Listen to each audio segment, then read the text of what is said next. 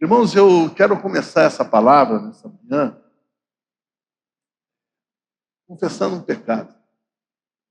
Pecado, né? Mas eu quero confessar um pecado. Irmãos, alguns anos atrás eu tinha uma inveja. E eu até...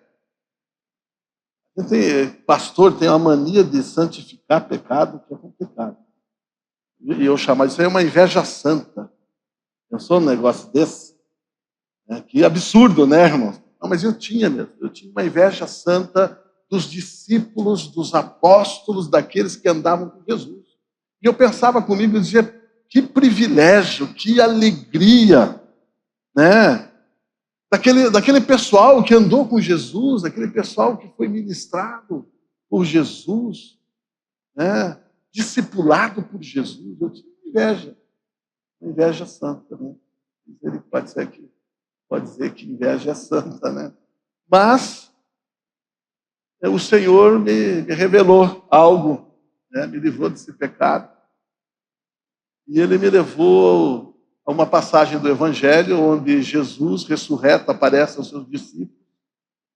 E nem todos estavam presentes. Tomé não estava. E aí os discípulos dizem para Tomé, olha, Tomé, Jesus ressuscitou, o Messias ressuscitou. E ele diz, não acredito. Se eu não ver ele, se eu não tocar nele, eu não creio que ele ressuscitou. Então Jesus aparece a Tomé e diz, estou aqui, Tomé. Pega no lado, toca em mim. E quando o Tomé vê Jesus e toca em Jesus, ele diz, Deus meu, Senhor meu. E Jesus diz para Tomé, ora Tomé, porque você me viu, você creu? E aí Jesus diz assim, mais bem-aventurado, mais feliz são aqueles que não viram. Pode dar um glória a Deus? Sabe, Jesus está dizendo para nós, o Senhor está nos dizendo para nós nessa manhã, mais bem-aventurado é você, mais feliz é você, que não andou com Jesus, que não viveu com Ele, mas você crê. Aleluia, irmãos. Foi liberto da inveja santa. Glória a Deus. Amém, irmãos? E nós somos mais bem-aventurados, porque nós vivemos num tempo, numa estação maravilhosa. Nós vivemos na era do Espírito Santo. Amém, irmãos? Eu e você vivemos na era do Espírito, e é sobre isso que eu quero conversar com você nessa manhã. Amém? Eu quero iniciar essa palavra lendo no Evangelho de João, no capítulo 14, versículo 16 e 17, que nos diz assim, e eu rogarei ao Pai, e Ele vos dará outro Consolador, a fim de que esteja para sempre convosco o Espírito da verdade, que o mundo não pode receber, porque não o vê, nem o conhece. Vós o conheceis, porque Ele habita convosco e estará em vós. Pai, que as palavras dos meus lábios e o meditar do meu coração que sejam agradáveis, em nome de Jesus. Amém? Amém, queridos? Nesta passagem, nós vemos Jesus falando aos seus discípulos a respeito de um novo tempo, uma nova estação espiritual, ou poderíamos dizer uma nova era que estava por vir, a era do Espírito Santo. Creio que seja de suma importância nós sabermos que tempo ou que estação espiritual estamos vivendo dentro do contexto bíblico. Quando nós estudamos a palavra de Deus, nós vamos observar eras distintas de atuação do Deus triuno. Ou seja, no Antigo Testamento, nós observamos uma atuação, ou poderíamos dizer uma ação e interação mais contundente na história bíblica e nos registros das Escrituras de Deus Pai. Nós vemos no Antigo Testamento o Pai. Vemos em Gênesis o Pai Criador dizendo: haja luz. Gênesis capítulo 1, versículo 1 a 3, diz assim: no princípio criou Deus os céus e a terra. A terra, porém, estava sem forma e vazia. Havia trevas sobre a face do abismo, e o Espírito pairava sobre as águas. Disse Deus: haja luz. E houve luz. Veja, o Pai sendo aquele que revela, aquele que se manifesta no Antigo Testamento. Depois vemos o Pai sendo o protagonista da Trindade, dizendo: façamos o homem conforme a nossa imagem e semelhança. Gênesis capítulo 1, versículo 26, diz: também disse Deus: façamos o homem a nossa imagem conforme a nossa semelhança. Tenha ele domínio sobre os peixes do mar, sobre as aves dos céus, sobre os animais domésticos, sobre toda a terra e sobre todo o réptil que rasteja pela terra. Quando nós vamos no Êxodo, no livro do Êxodo, nós vemos o Pai descendo para livrar o seu povo da aflição que sofria no Egito. Êxodo capítulo 3, versos 7 e 8, disse ainda o Senhor, o Pai: certamente vi a aflição do meu povo, que está no Egito, e ouvi o seu clamor por causa dos seus vexatores. Conheço-lhe o sofrimento, e por isso desci, o Pai desceu, a fim de livrá-lo da mão dos egípcios, e para fazê-lo subir daquela terra, uma terra boa e ampla, terra que emana leite e mel, o lugar do cananeu, do heteu, do amorreu, do ferezeu, do heveu e do jebuseu. É eu pra caramba, né, irmão? Fala a verdade, hein? Já no livro de Malaquias, nós vemos o Senhor dos Exércitos. Deus, ele é descrito no Antigo Testamento como o Senhor dos Exércitos. E aqui vemos, então, em Malaquias, o Senhor dos Exércitos falando sobre um mensageiro que prepararia o caminho para uma nova era. João Batista seria o mensageiro que prepararia o caminho para a era do Filho. Malaquias, capítulo 3, versículo 1, diz: eis que eu envio o meu mensageiro que preparará o caminho diante de mim. De repente, virá ao seu templo, o Senhor, a quem vós buscais, o anjo da aliança, a quem vós desejais. Eis que ele vem, diz o Senhor dos Exércitos. No Novo Testamento, vemos registrado a era do Filho. O Pai amando o mundo de tal maneira, enviando o seu Filho, João capítulo 3, versículo 16, porque Deus amou o mundo de tal maneira que deu o seu Filho unigênito para que todo aquele que nele crê não pereça, mas tenha vida eterna. Ao encerrar-se a era do Pai, dá-se início à era do Filho. Então vemos nos 4 evangelhos o nascimento, a vida, a morte e a ressurreição do Filho. Nos evangelhos, Jesus, ele relata aos seus discípulos sobre a era do Espírito Santo. João capítulo 16, versículos 5 a 8, mas agora vou para junto daquele que me enviou, e nenhum de vós me pergunta para onde vais? Pelo contrário, porque vos tenho dito estas coisas, a tristeza encheu o vosso coração, mas eu vos digo a verdade, convém-vos que eu vá, porque se eu não for, o Consolador não virá para vós outros. Se porém eu for, eu vou-lo enviarei. Quando ele vier, diga aleluia.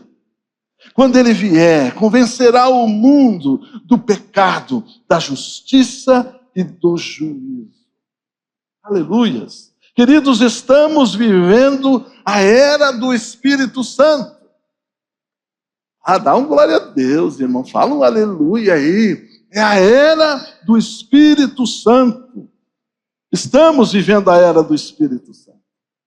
E viver essa era, queridos, significa que o Espírito, ele está sendo derramado sem medida sobre toda a carne. Conversava com o pastor Guilherme sobre o tema desse mês e o tema do mês que vem, que vai ser o livro de Atos. Então essa mensagem vai servir como uma introdução para o tema do mês que vem. Vocês vão estudar os Atos do Espírito Santo. Amém? Na vida dos apóstolos. Glória a Deus, queridos. Então essa era é maravilhosa. Estamos vivendo a era do Espírito Santo. E viver a era do Espírito Santo significa que o Espírito ele não está sendo derramado com medida. Não, ele está sendo derramado sem medida. Você pode dizer aleluia? Me ajuda aí, irmão. Sem medida, sobre toda a carne. Fazendo o quê? Convencendo o homem do pecado, da justiça e do juízo. Aleluias! Glória a Deus! Estamos vivendo a era do Espírito Santo. E viver essa era significa ser muito bem-aventurado. Aleluia! E, queridos, nesse ponto da mensagem, nós precisamos entender algo. Nós precisamos entender o sobrenatural. Amém? Precisamos de uma compreensão, na era do Espírito, precisamos de uma compreensão a respeito do sobrenatural. Pois na era do Espírito, o aspecto mais marcante e ao mesmo tempo mais natural na vida dos cristãos é o sobrenatural. Amém, irmão? Nós precisamos de uma compreensão sobre o sobrenatural. Por quê? Porque o sobrenatural, ele faz parte da nossa vida. O sobrenatural deve ser algo corriqueiro, algo que flui naturalmente na vida do cristão. O sobrenatural. Amém, irmãos? Você concorda comigo? Aleluia! Entretanto, querido, nós restringimos o sobrenatural a milagres extraordinários realizados por específicas e poucas pessoas. E deixamos de enxergar que, ao aceitarmos Jesus, nós passamos a viver um estilo de vida sobrenatural. Amém, irmãos? Nós restringimos, quando se fala em sobrenatural, logo nós pensamos num milagre, em algo extremamente sobrenatural, poderoso. Mas, queridos, e deixamos de enxergar. Quando você aceita Jesus, depois que você entregou a sua vida a Jesus, você passou a viver um estilo de vida sobrenatural. E aqui, queridos, eu preciso declarar, e eu quero confessar a vocês, nesta manhã, podem me chamar de louco, mas eu quero declarar nessa manhã, eu não sou normal. E deixe-me dizer algo a você. Eu não estou sozinho nesse negócio. Você também não é normal. Amém, irmãos? Deixa eu trazer mais luz a esse princípio. É normal crer que Jesus morreu, ressuscitou e agora mora no nosso coração? É normal isso? Irmãos, Deus me libertou das drogas. E eu me lembro que as drogas estavam me matando. Eu precisava deixar da cocaína. Na minha época não se cheirava, só tomava baque. Era rico mesmo. Né? E naquele tempo, a cocaína estava me matando. E eu precisava me livrar da cocaína. Mas a última coisa que eu queria é pedir ajuda para o meu pai. Por quê? Meu pai era crente. E eu queria só largar da cocaína. Eu não queria largar da cerveja. Já pensou um alemão não poder tomar uma cerveja. Eu não queria largar da maconha. Pensa, um cara que gostava de maconha era eu. E eu pensava assim, eu nunca vou deixar maconha. Maconha não faz mal, maconha calma, eu fico calmo. Eu fico calmo. Misericórdia. Diga misericórdia, me ajuda aí. Misericórdia, eu fico calmo. Eu pensava assim, eu vou falar com meu pai. Né? Falar com meu pai, ele vai querer que eu vire crente. E essas coisas não dá para mim. Eu não preciso largar da cocaína. Mas a coisa ficou tão feia, tão difícil, irmão, que eu acabei indo pedir ajuda para o meu pai. Eu disse, ô pai. E eu pensei assim, ele vai me internar numa clínica, aí eu vou tomar lá uns calmantes, uns negócios, depois eu saio, e daí fico só na maconha. E eu cheguei para o meu pai, oi pai, você pode me ajudar? Quero ajuda. Meu pai falou assim, não posso te ajudar. Mas eu sei quem pode. Eu falei, lá vem. Quem? Ele disse assim, Jesus. De Jesus, pai. Jesus já morreu. Um cara morto vai ajudar quem? Não pode ajudar. Meu pai falou, não, para aí. Ele morreu, é verdade, ele morreu. Mas ele ressuscitou. E ele pegou uma Bíblia e disse assim para mim, e ele está aqui no livro. Eu quero que você comece a ler aqui no Evangelho de João e você vai ver que ele está vivo. Aí eu parei e pensei assim, peraí. O cara morreu. Daí o cara ressuscitou. E agora está no livro. Eu disse, o velho é muito louco, eu não sabia. Me dá esse livro aqui. E aí eu fui ler. E eu tive uma experiência, né? Com a palavra de Deus, o martelo que Deus. E o Senhor transformou a minha vida. Então, eu não estou sozinho nesse negócio. Amém? Você também. Você também não é normal. Não é normal crer que Jesus morreu, ressuscitou e agora mora no seu coração. É ou não é verdade? Isso não é normal. Você crê nisso? Quem crê nisso? Levante a mão. Jesus morreu, ressuscitou e está no seu coração. Então, você também não é normal. É normal você crer e conversar e falar com o Espírito Santo? É normal isso? Se você chegar para um psicólogo ou um psiquiatra que não tem discernimento espiritual, conhecimento nenhum do mundo espiritual, você chegar para ele e dizer assim, olha, eu falo com o Espírito Santo. O que ele vai dizer? E você diz, não, eu não falo, somente falo, eu também ouço ele. O que esse profissional vai dizer? Ele vai olhar para você e vai dizer assim, o quê? Você está ouvindo vozes? Veja, você já passou a viver, você está vivendo um estilo de vida sobrenatural. Amém, irmãos? Quem fala com o Espírito Santo aqui, levante a mão, por favor. O Espírito Santo fala com você? Não, você não é normal. Amém? Mas aqui eu preciso entender algo. Não ser normal significa duas coisas. Não ser normal pode significar duas coisas. Uma é ser anormal, que não é o nosso caso.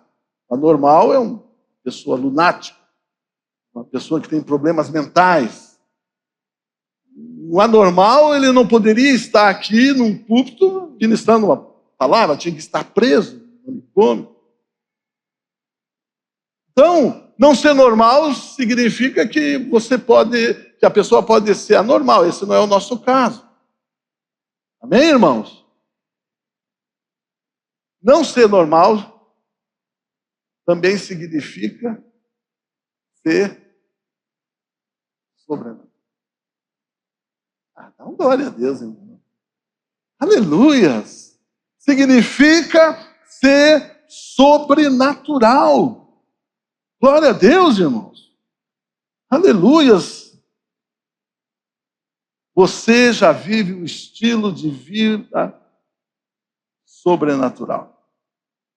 Nós somos filhos do Deus sobrenatural. Amém, irmãos?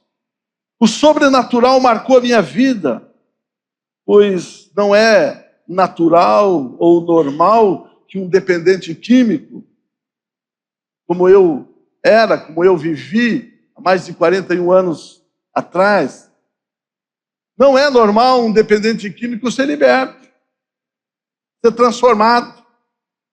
Mas eu tive uma experiência com o sobrenatural, irmão.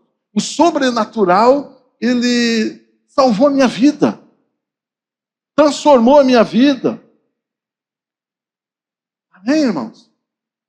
Presta atenção no que eu vou lhe dizer. Toda a ação sobrenatural vem em resposta à fé e à oração dos filhos do Deus sobrenatural. Vou repetir. Toda a ação sobrenatural vem em resposta à fé e à oração dos filhos do Deus sobrenatural. Os meus pais oraram por mim e a resposta das suas orações foi a minha conversão. Amém, irmãos? Foi a minha conversão. E por que isso aconteceu? Sabe por que isso aconteceu? Porque nós estamos vivendo na era do Espírito Santo. O Espírito Santo está sendo derramado sobre toda a carne, convencendo o homem do pecado, da justiça e do juízo. Aleluia, irmãos. Meus pais oraram por mim e a resposta das suas orações foi a minha conversão. Aleluias! Sabe o que isso quer dizer, queridos? Isso quer dizer que todo santo faz milagre. E aqui eu preciso entender o sentido da palavra santo, que significa separado para o uso de Deus. Amém, irmãos? Então isso quer dizer que todo santo faz milagre. Isso quer dizer também, queridos, que santo de casa não faz milagre, não está na Bíblia. Amém, irmãos? Então essa história, ó, santo de casa não faz milagre, isso não existe, isso não está na Bíblia. Mas isso anda na boca dos crentes, irmão. Olha, eu já tenho mais de 30 anos de ministério, eu já atendi muita gente na minha vida. E algumas pessoas, em aconselhamento, vinham conversar comigo e diziam: pastor, vai lá em casa, fala com meu filho, fala com meu esposo. Sabe como é que é, né, pastor? Santo de casa não faz milagre. Deus me mandou vir aqui esta manhã para te dizer que santo de casa não faz milagre, não está na Bíblia. Amém, irmãos? Sabe o que está na Bíblia? O que está na Bíblia a respeito disso está lá em Josué 24:15. Eu e a minha casa serviremos ao Senhor. É isso que está na Bíblia. Atos dos Apóstolos, capítulo 16, versículo 31. Quando aquele carcereiro ouve e crê no Senhor Jesus Cristo, e será salvo tu e a tua casa. É isso que está na Bíblia. Aleluias! Malaquias, capítulo 4, versículo 6, onde o profeta relata que o Senhor converteria o coração dos pais aos filhos, e o coração dos filhos aos seus pais. Aleluia, irmãos! Sabe, se você precisa de um milagre lá na sua casa, Deus me trouxe aqui essa manhã para te dizer: ei, santo de casa faz milagre. Meu pai e minha mãe oraram por mim e o milagre aconteceu. O avivamento, queridos, não vai começar na igreja. O avivamento vai começar nas casas. Aleluia! O Senhor está derramando do seu Espírito sobre toda a carne, convencendo o homem do pecado, da justiça e do juízo. Aleluias! Glória a Deus, irmão. Vocês estão tão quietos. Querido, se você orar, as pessoas por quem você está orando, elas irão se converter. Ah, irmãos, deixa eu falar isso de novo. Será que só eu fico empolgado com esse negócio, irmão? Se você orar, as pessoas por quem você está orando, elas vão se render a Jesus. Elas vão se converter. Sabe aquele seu parente, aquele seu ente querido? Se você orar por ele, ele vai se converter. Sabe aquele seu colega de trabalho, de faculdade? Se você orar, eles vão se converter. Por quê? Porque estamos na era do Espírito. O Espírito está sendo derramado sobre toda a carne, convencendo o homem do pecado, da justiça e do juízo. Eu estou alicerçado no que a palavra de Deus diz. Amém, irmãos? Eu sou convicto, irmãos, a respeito disso que estou dizendo.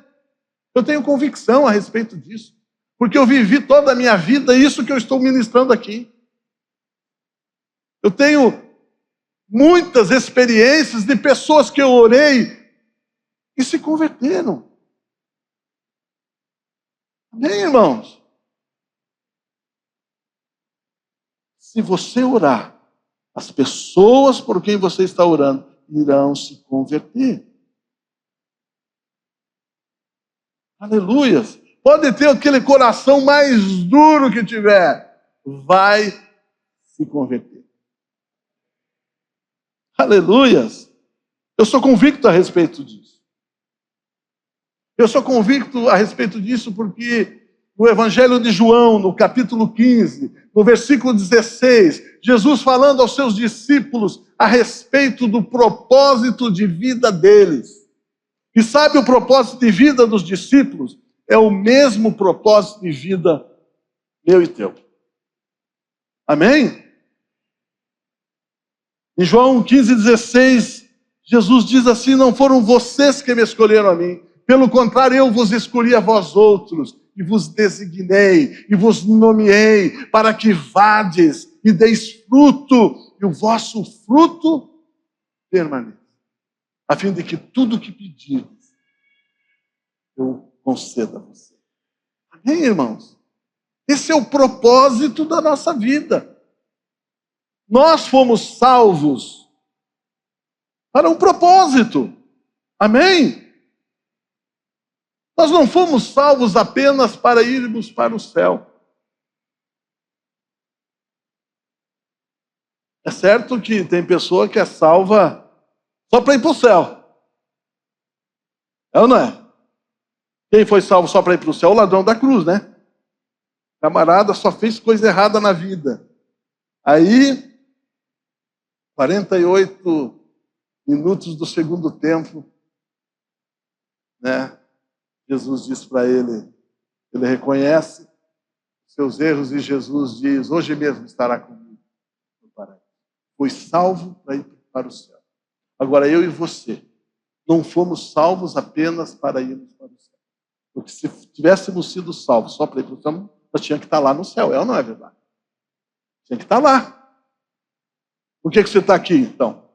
Você está aqui só correndo o risco de perder a salvação? Hã? Não. Você está aqui porque Deus quer fazer de você um agente de salvação. Ah, dá uma glória a Deus. Que propósito de vida tremenda você tem. Aleluias. Estamos na era do Espírito. E ele está sendo derramado sobre toda a carne, em toda a terra. E isso quer dizer que ele convencerá o mundo do pecado, da justiça e do juízo.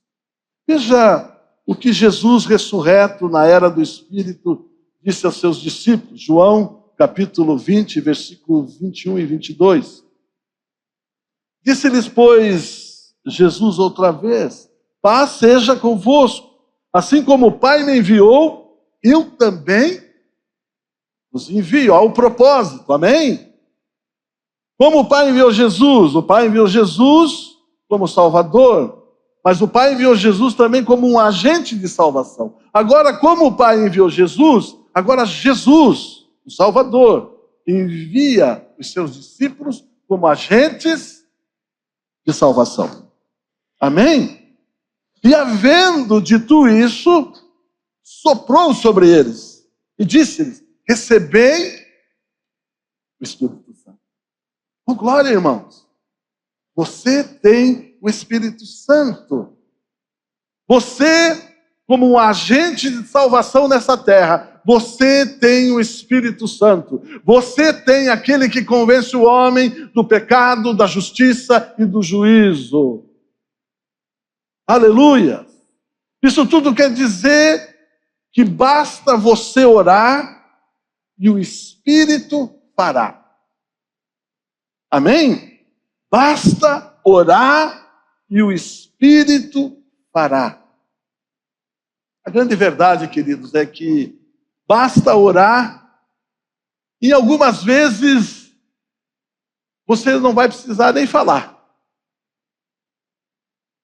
E ninguém vai precisar falar. Basta você orar e o Espírito vai fazer a obra. Que coisa maravilhosa, né, irmãos?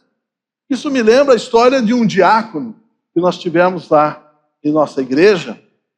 O nome dele é Moisés. Moisés, ele se converteu num evento da Donep. E ele morava do lado da nossa igreja, ele começou a frequentar ali a nossa igreja. Já que no Moisés, ele tinha muitos problemas. Tinha depressão, tomava muitos medicamentos.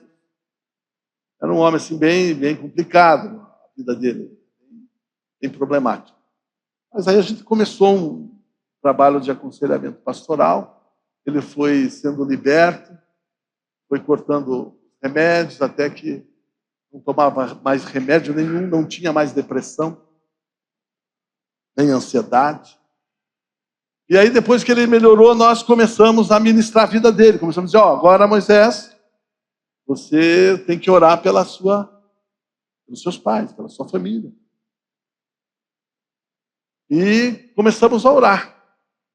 Em poucos meses, eu acredito que uns 3 meses, a mãe do Moisés, ela entregou a vida a Jesus, ali perto da casa dela, numa igreja quadrangular. Louvamos a Deus. Irmãos, basta orar e o Espírito fará. Estamos na era do Espírito. Eu tenho convicção disso, tenho certeza disso.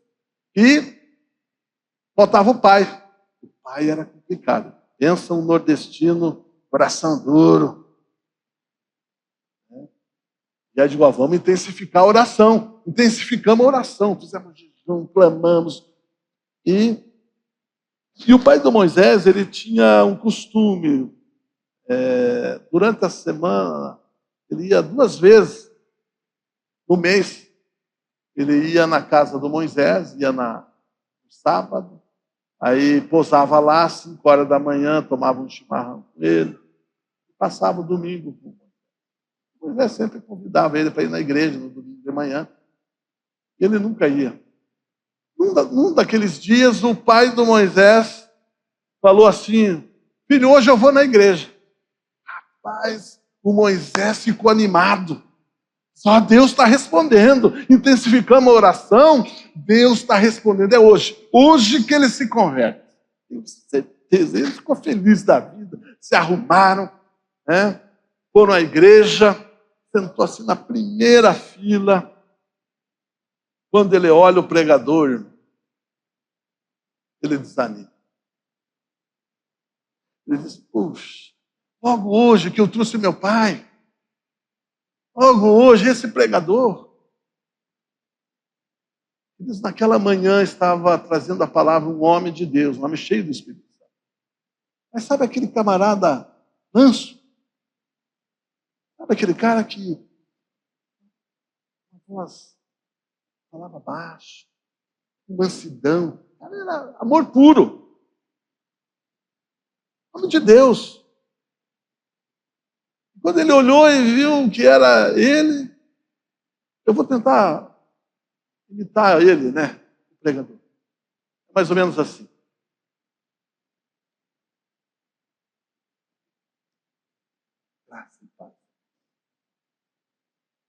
nesta manhã. Mas não deu outra. Aquilo foi música de ninar.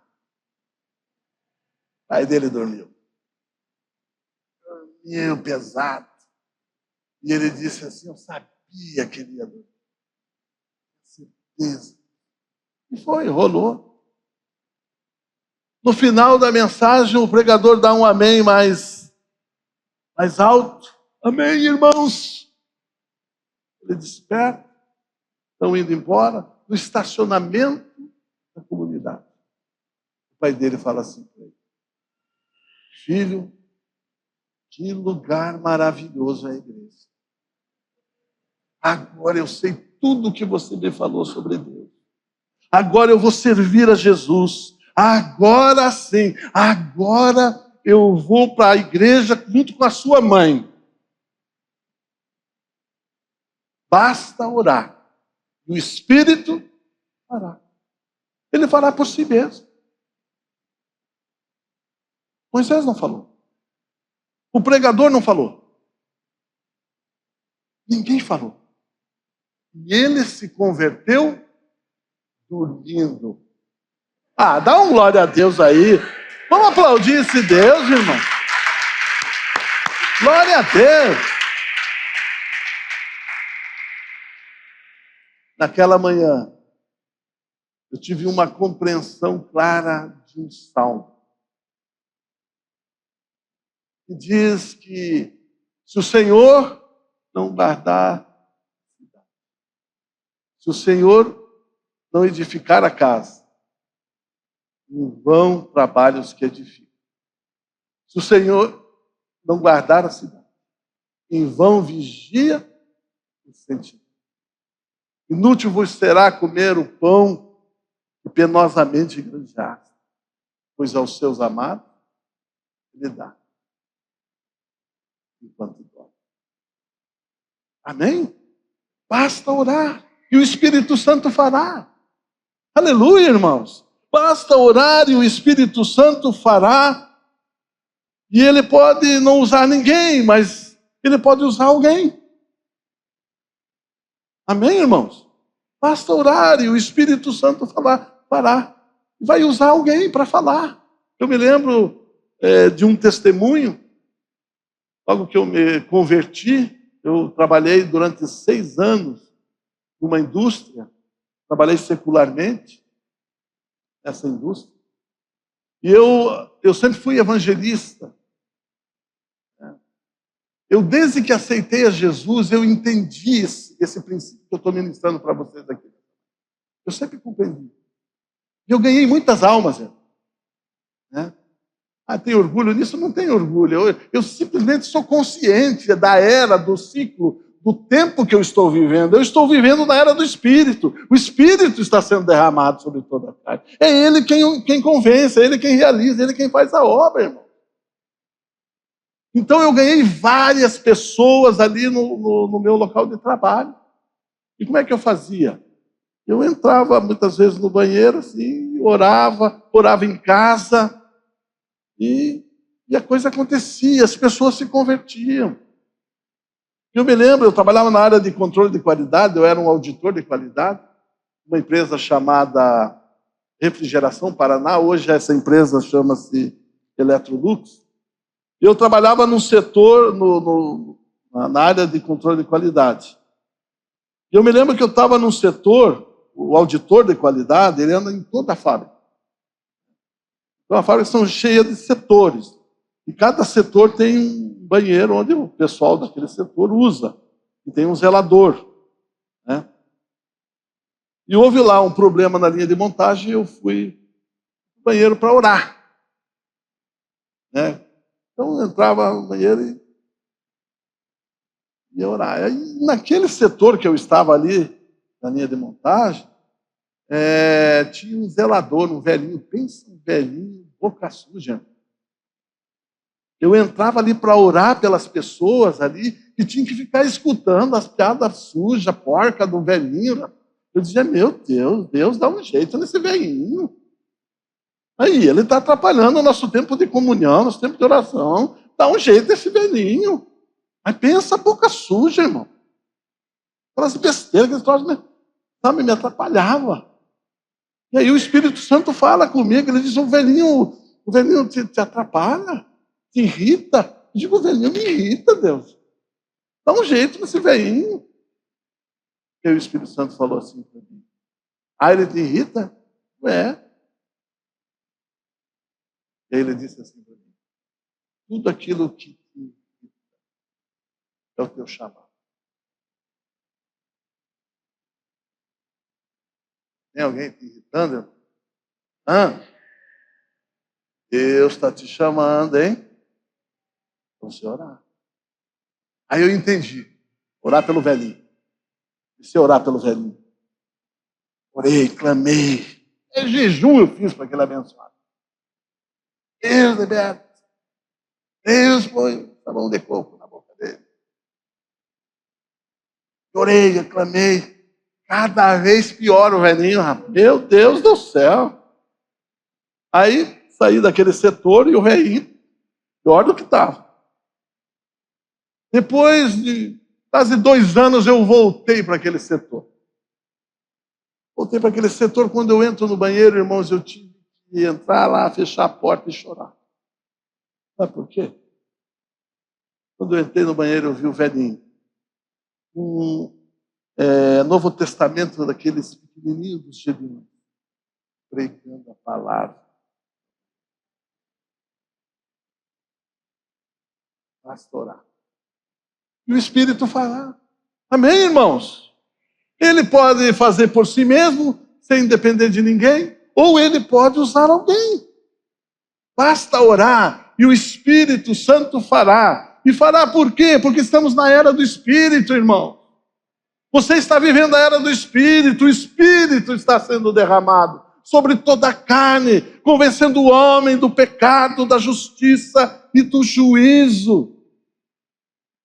Basta orar e o Espírito fará, ele fará por si mesmo, ou ele usará outra pessoa. Basta orar e o Espírito vai usar você. Diga aleluia. E vai usar você, e você vai fluir nos dons espirituais. Palavra de conhecimento, palavra de sabedoria, Deus vai te dar isso. Amém, irmãos? Deus vai te dar.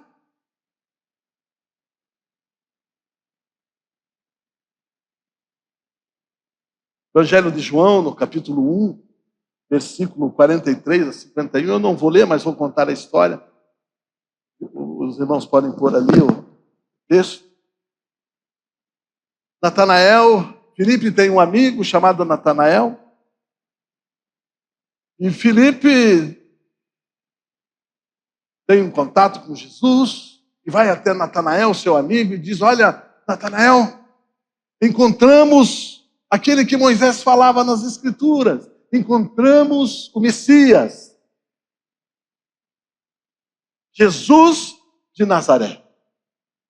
Natanael, incrédulo, diz assim, pode vir alguma coisa boa de Nazaré? Então Filipe diz, Natanael, venha e veja. E Jesus já está orando. E aqui é importante nós entendermos que Jesus Cristo, ele também era conhecido como o Filho do Homem. Ou seja, Jesus Cristo se esvaziou da sua glória. Jesus Cristo precisava orar para poder fluir nos dons do Espírito. Para ter palavra de conhecimento, para ter palavra de sabedoria. Jesus é conhecido também na teologia como 100% homem. Amém, irmãos? Então Jesus já estava orando para os seus discípulos, e aí Natanael vem vindo com Filipe. E aí Jesus chega para Natanael e diz assim, eis aí um verdadeiro israelita. E Natanael olha para Jesus, incrédulo, não convencido de que Jesus era o Messias, e ele diz assim, me conheces? E Jesus então fala para ele assim, olha, antes que Filipe te chamasse, eu te vi debaixo da figueira. E quando ele diz isso, ele diz, tu és profeta? Ele é convencido. Por que ele é convencido? Porque Jesus, ele traz ali uma palavra de conhecimento. O que é uma palavra de conhecimento? É um dom do Espírito Santo, que é dado para aqueles que evangelizam, é uma palavra de conhecimento. Mas quando Jesus disse assim, Natanael, antes que Filipe te chamasse, eu te vi debaixo da figueira, Natanael não estava debaixo de uma árvore, Natanael não estava debaixo de uma figueira, não. Natanael tinha a mesma idade de Jesus. E Natanael, os pais de Natanael, esconderam Jesus quando Herodes estava matando as crianças. Por causa de Jesus, os pais de Natanael esconderam a criancinha embaixo de folhas de figueira. E ninguém sabia disso, só Natanael. Os historiadores dizem que só Natanael sabia daquilo e ele nunca tinha falado aquilo para ninguém. Só os pais deles que revelaram isso para ele. Então, quando Jesus diz assim, eis aí um israelita, onde não há dor, e Jesus diz para ele, olha, antes que Filipe te chamasse, eu te vi debaixo da figueira. Ali ele foi convencido. Amém, irmãos? O Espírito Santo convence ele. Aquilo era uma palavra de conhecimento. Amém, irmãos? Deus vai te dar. Deus vai te dar. Aleluia. Basta orar e o Espírito Santo fará. Ele vai te dar. Você vai fluir nos dons espirituais, palavra de conhecimento. E aqui eu quero encerrar. Você também vai fluir com palavra de sabedoria. Amém, irmãos? No Evangelho de João, no capítulo 8, versículos 1 a 11, narra a história daquela mulher que foi apanhada em adultério e trouxeram ela diante de Jesus e disseram a Jesus, Senhor, a lei nos diz que devemos apedrejá-la. Tu que dizes? E nos diz o texto que Jesus não responde de pronto. Jesus se curva, se agacha e começa a escrever no chão. Alguns historiadores dizem que Jesus estava escrevendo o nome daquelas pessoas que estavam diante dele. O nome das pessoas que adulteraram com aquela mulher, estavam querendo acusá-la. Eu não acredito que Jesus estava fazendo isso. Sabe o que eu creio que Jesus estava fazendo? Jesus era homem. Ele estava orando. Por isso ele não responde de pronto. Ele se curva e começa a orar, ele começa a pedir a Deus, Pai, o que eu digo, o que eu falo, me dá uma palavra de sabedoria, Espírito Santo, para eu salvar a vida dessa mulher. Me dá uma palavra de sabedoria para me livrar esses homens de cometerem esse crime. Então o Espírito Santo dá a Jesus a palavra de sabedoria. E ele diz, olha, aquele que não tem pecado, atira a primeira pedra. Todos foram saindo, primeiro os mais velhos, que pecaram mais, que tinham mais consciência do que era pecado. Foram saindo primeiro, não ficou ninguém. O único que não tinha pecado e podia tirar a pedra, pergunta aquela mulher, cadê os teus acusadores? Não te condenaram? Nem eu tampouco. E aqui eu quero encerrar, falando da minha experiência, com palavra de sabedoria. Quando eu me converti, eu trabalhei 6 anos secularmente. Mas aí eu recebi um chamado de Deus para trabalhar só no Evangelho, só no ministério. E o meu chamado não foi na igreja, direto, já na igreja. Eu fazia parte da igreja, eu era presbiteriano, diga aleluia. Eu era presbítero. Misericórdia. Mas daí Deus me chamou para ser missionário, trabalhar em casa de recuperação. Eu trabalhei 2 anos numa casa de recuperação como obreiro. Você sabe que obreiro de casa de recuperação, eles ficam 24 horas do dia, tem uma folga uma vez só por semana. Irmãos, é um peso isso aí, é ou não é, irmão? É pesadíssimo, né? Obreiro de casa de recuperação não é fácil. Imagina, né? Eu e a minha esposa, nós só estamos eu e ela em casa, né? Mas eu amo a minha esposa. Te amo, viu, amor? Pensa essa mulher. Essa mulher é uma benção. Te amo demais, viu, Leitor? Às vezes eu acordo quando não é com o ronco dela. Às vezes eu acordo assim e penso que eu estou no céu. Sabe por quê? Estou dormindo do lado de um anjo. Menos, né? Ela está fazendo assim, menos, pare.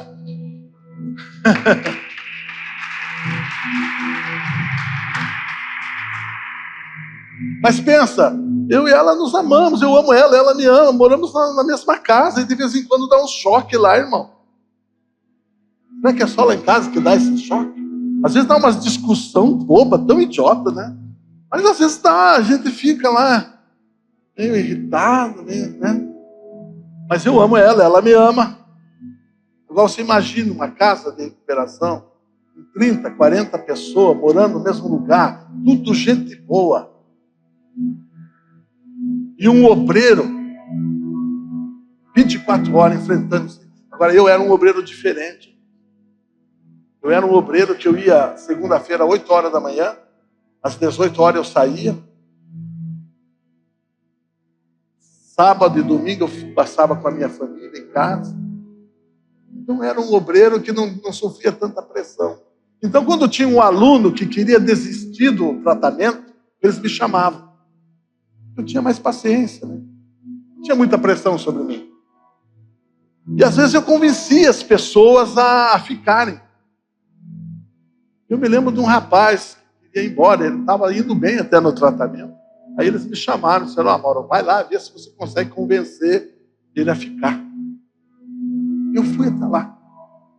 Eu falei com ele, você quer desistir do tratamento? Está indo tão bem, o que está acontecendo? Abre o teu coração. Aí ele chegou e falou assim para mim, o quê? Você está louco? Isso aqui é uma lavagem cerebral. É Bíblia de manhã, Bíblia de tarde, Bíblia de noite. De madrugada acorda a gente para orar. É louco, isso aqui é uma lavagem cerebral, eu quero ir embora daqui. Aí eu comecei a orar e falar com Deus, é Bíblia de manhã mesmo, é Bíblia de tarde, é Bíblia de noite. De madrugada eles acordam para orar mesmo. Eu disse para o Espírito Santo, Deus, Espírito Santo, isso aqui é uma lavagem cerebral.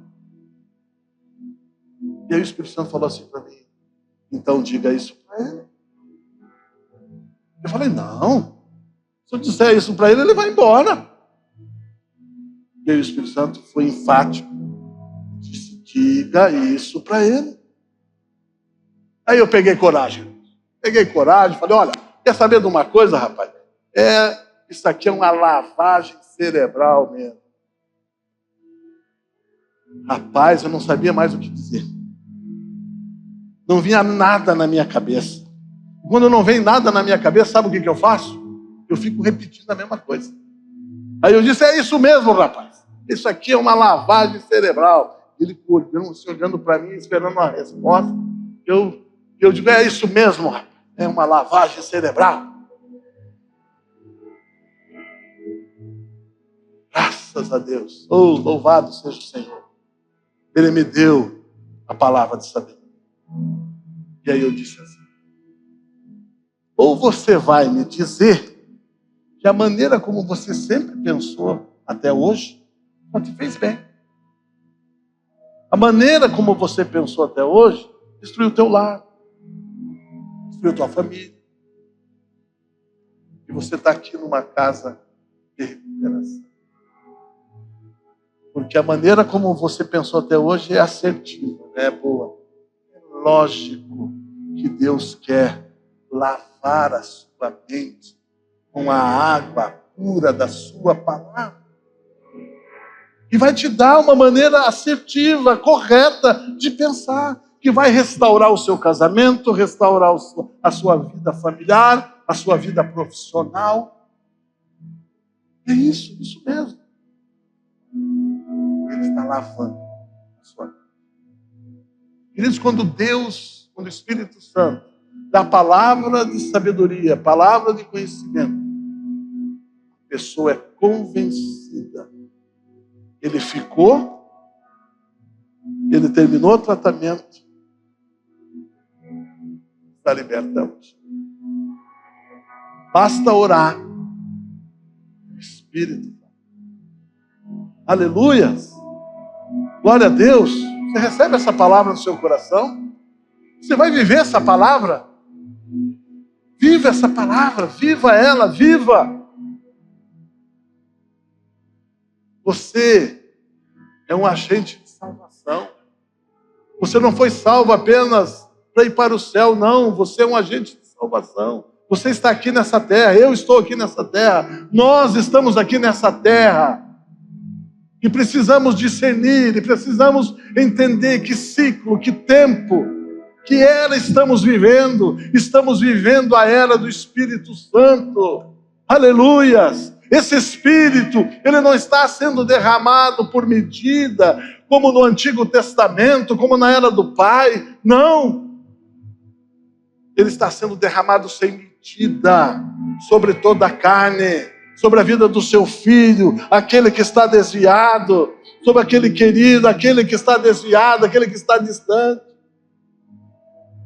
E aquele que precisa ser salvo, ele vai ser derramado sobre toda a carne, convencendo eles do pecado, da justiça e do juízo.